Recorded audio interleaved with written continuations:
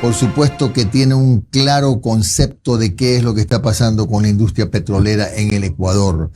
Hacemos el contacto en unos minutos más, cuando son las 7 de la mañana con 10 minutos. ¿Cómo está, ingeniero? ¿Me escucha? Sí, Jimmy, muchas gracias. Muy buenos días.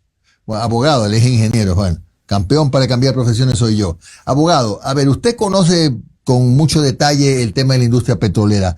¿Cuál es el problema en el Ecuador? ¿El problema son las leyes o son decisiones políticas las que deberían marcar una ruta para ver qué se hace con la industria petrolera? Tenemos de mucho petróleo bajo tierra, pero una refinería que está prácticamente caduca, otra que funciona de regular manera. Sin embargo, no podemos refinar el producto tampoco, y ya estamos pensando en asociarnos con Perú para poder abaratar costos. ¿Qué está pasando que no ve la luz la industria petrolera del Ecuador? Bueno, yo estoy de acuerdo con usted que aquí hay una importante paradoja. No puede ser que el Ecuador esté parado literalmente sobre millones de dólares en posible explotación petrolera y que no se beneficie de eso, especialmente teniendo su población tantas carencias, tantas necesidades. Es decir, hay un dicho que dice que la gente tiene que jugar con las cartas que le dan, y al Ecuador le dieron la carta del petróleo, pero no está jugando con esa carta. Y entonces creo que eso es muy paradójico y que hay que hacer algo al respecto. Entonces usted pregunta cuál es el problema, y realmente el problema lo conocemos todos porque es muy sencillo, es el problema de la seguridad jurídica. Mire, antes del 2010, yo le diría un poco antes, remontémonos al 2008. En Ecuador operaban las mejores compañías petroleras del mundo. Aquí estaba Occidental Petroleum, Burlington, Murphy, Perenco, compañías de Estados Unidos, de Canadá, de Francia, de Inglaterra. ¿Qué pasó? Lo que pasó fue que en el gobierno de esa época hubo unas medidas políticas que reformaron drásticamente, sin anuncio previo, los términos en que esas compañías trabajaban. Uh-huh.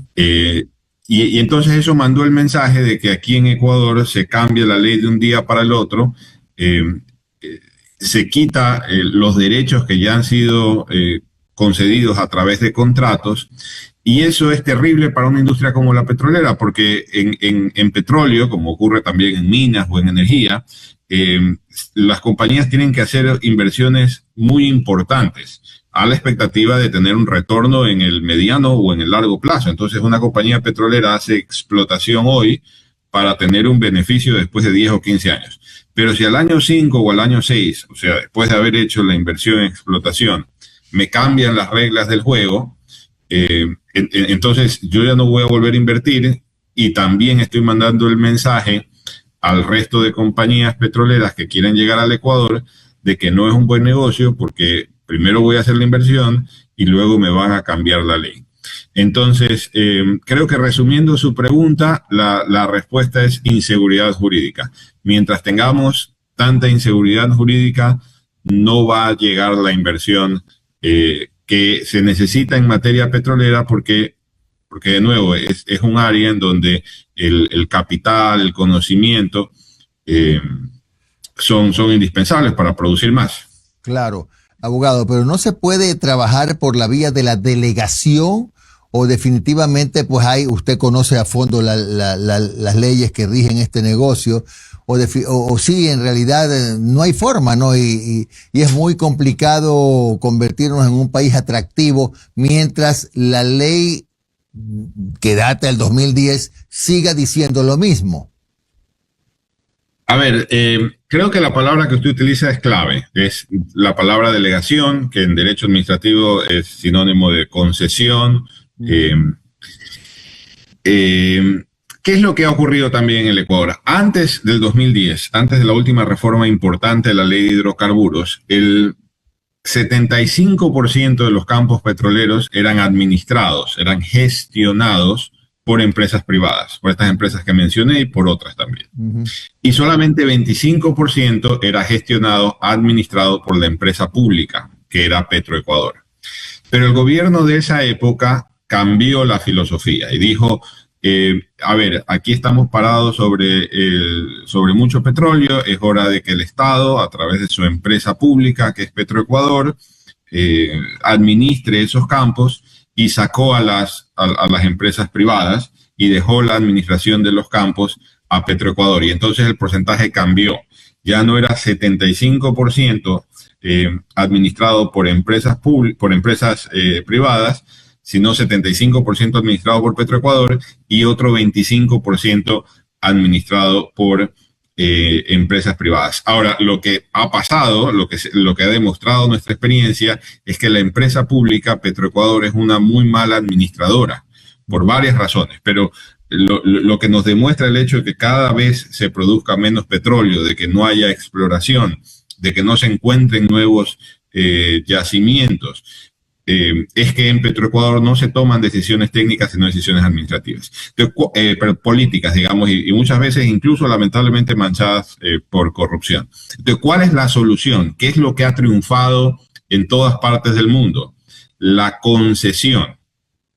¿Qué es la concesión? La concesión es cuando el Estado ecuatoriano, a través de la Subsecretaría de Hidrocarburos o del Ministerio de Energía y Minas, le otorga a la administración, a través de un contrato, puede llamarse de asociación público-privada o de delegación, le otorga la administración de un campo a una compañía privada. Y eso funciona muy bien porque saca de la ecuación de la administración a Petroecuador o al Estado. El Estado se reserva, por ejemplo, no sé, pues una renta fija o un porcentaje de participación en las utilidades, y luego es la empresa privada la que administra. Entonces, esto se ha resuelto en el Ecuador a través de la distinción entre contratos de participación y contratos de servicios. Entonces, cuando usted tiene un contrato de participación, es lo mismo que delegue la gestión, porque hace que el privado participe en las utilidades. Cuando usted tiene un contrato de servicios, lo que hace es como que usted tiene un empleado, simplemente le paga a la empresa privada o al que sea que esté dando servicios un fee mensual, un precio al mes. Y entonces eso crea una distorsión de incentivos, porque claro, si yo participo es como que si fuera un socio, tengo los incentivos para invertir más, para que haya más utilidades. Pero si estoy a través de un contrato de servicios en donde solamente me pagan un precio fijo, entonces no tengo muchos incentivos en hacer que se produzca más, porque voy a recibir lo mismo al final del día. Claro, bueno, y finalmente, bueno, y adicionalmente también hay que destacar que no hay mayor inversión en exploración porque Petroecuador no tiene la plata. También ha sido a lo largo de los años Petroecuador utilizado como caja chica de muchos gobiernos, esto también es cierto. Y el problema está ahí en la inversión, y nos guste o no, los que pueden invertir son los privados. El problema está en que, como por lo que usted me dice, no es mucho lo que se puede hacer con la actual ley, más allá de la decisión política de delegar. Claro, a ver, definitivamente Petroecuador no está en capacidad de invertir por lo que usted dice, porque no hay dinero, pero además porque una empresa en donde cambian de gerente pasando 3 o 4 meses, no es una empresa que tiene la estabilidad, la visión para hacer estas inversiones de largo plazo que se necesitan. La ley del Ecuador no prohíbe tajantemente la inversión privada. Como le digo, actualmente hay algunos campos que están siendo administrados por empresas privadas. Entonces tiene que establecerse todo un proceso de excepcionalidad para que sea el privado al que le den la concesión. Y la segunda es que a través de una resolución de la Corte Constitucional de hace unos 15 o 14 años, la Corte Constitucional dijo que las empresas públicas, en este caso Petroecuador, no pueden delegar al sector privado, nunca, sino que el único que puede delegar es el Estado a través de la Subsecretaría del Ministerio. Entonces, esto quiere decir que esos campos que están siendo administrados por Petroecuador en este momento, le decía yo, el 75% de los campos, tienen que revertirse la competencia, tienen que pasar al Ministerio, y el Ministerio, después de un proceso de excepcionalidad, los puede licitar, sí los puede delegar a la función privada. Pero aquí ya viene la tercera parte, que también es muy importante, que es la voluntad política. Y esa voluntad política tiene mucho que ver con el miedo que tienen muchos funcionarios a la responsabilidad de la Contraloría o una responsabilidad eventual o incluso a la responsabilidad política, porque más o menos empieza una licitación y entonces se crean todas estas suspicacias y el funcionario actúa como cohibido de que el día de mañana le vayan a poner una glosa si celebra un contrato importante. Miren los casos, el oleoducto de OCP. Eso hace como 1 año y medio ya se demostró la intención de que regrese su administración al sector privado, pero todavía no se hace la licitación y no se adjudica. El campo de Sacha, que muchos llaman la joya de la corona, todavía no se hace la adjudicación. Y eso es muchas veces porque claro, en un sistema legal que no es claro y que eventualmente podría imponer responsabilidades, los funcionarios tienen miedo o no hay la decisión política para hacerlo. Ya ahí no es un problema legal, sino de decisión política. ¿Cómo está, abogado? Oscar del Bruto. Les saluda a Gustavo Espinosa para quienes nos escuchan por la Radio Redonda en Guayas y Santa Elena y en el sur del país, en Cocodrilo Radio, provincia de Loja. Estamos conversando con el especialista en mediación de temas energéticos. ¿Qué fórmula encontró Perú? La Occidental, que salió en mayo del 2006 en el gobierno de Alfredo Palacio del bloque 15 en Amazonía ecuatoriana, está explorando en el Océano Pacífico campos offshore del norte de Perú a través de una filial, Anadarko Perú. ¿Qué fórmula encontró nuestro vecino del sur? Bueno, el caso de Perú es muy interesante, el caso de Colombia también es interesante. La fórmula de Perú es muy sencilla, ¿no? Ellos tuvieron una constitución a principios de los años 90 que garantizaba la inversión privada y la inversión extranjera a través de figuras como el contrato ley o la posibilidad absoluta de arbitraje. Mire, en Perú, por ley, es obligación que todos los contratos públicos, pero desde la concesión de los puertos o las concesiones petroleras hasta la venta de lápices a un municipio. Todos los contratos públicos en Perú tienen que tener cláusula arbitral. Y entonces el inversor, el que celebra un contrato con el Estado, sabe que si tiene una disputa, esa disputa no va a ser resuelta por el sistema judicial, que en Perú como aquí muchas veces tiene muchos problemas porque está saturado, porque hay funcionarios que tienen mucho que hacer y de repente también porque hay, no todos, pero hay ciertos funcionarios corruptos, entonces eso crea un problema para el inversor. En Perú no es así, porque en Perú, por ley, todo contrato público tiene que ir a arbitraje. Y luego, como le decía, es esta vocación legal que hay a través de figuras como el contrato ley en la Constitución y en la ley del Perú para beneficiar a la inversión. Entonces, en una frase, el gran éxito del Perú es aceptar y dar la bienvenida a la inversión extranjera. Claro, todo lo que se sienta en un contrato es ley para las partes. Pero la Occidental era un ejemplo de explotación petrolera. Conocí ese campo. Nunca vi una gota de petróleo. Y yo iba con esa curiosidad de poder tocar el petróleo. Nunca vi, porque toda la tecnología que aplicaban era de primera. Era de primera. Me parece que era el bloque 15, Sí, el bloque 15, y efectivamente es como dice usted, era un campo perfectamente operado.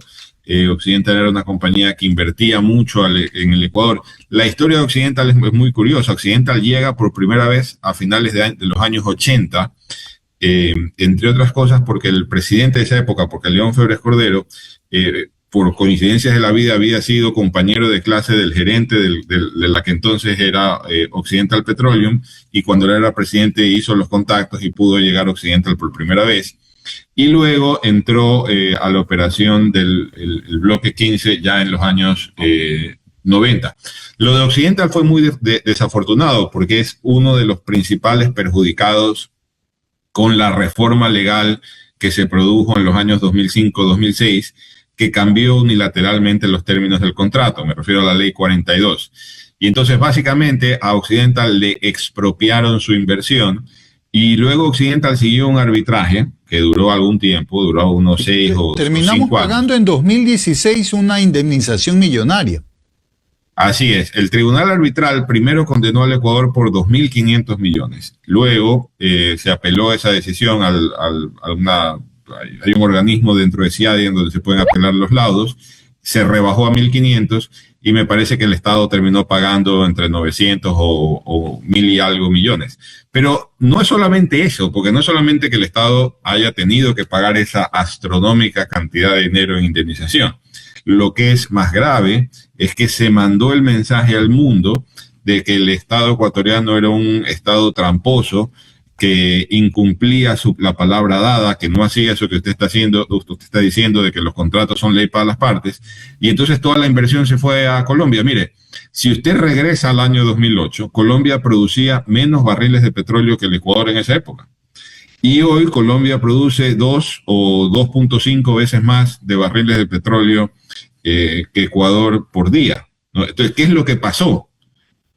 Y lo que pasó fue que el mercado internacional entendió que mientras en Colombia sí se cumplían los contratos, en el Ecuador no. Y no vino la inversión que debió haber venido, que pudo haber venido. Muchas gracias al abogado Óscar Del Bruto por estos minutos de su tiempo. Un abrazo grande, Óscar. Que tengas un buen día. Muchas gracias a ustedes, Jimmy y Gustavo. Ha sido realmente un gusto estar aquí. Y quedo a las órdenes para futuras ocasiones.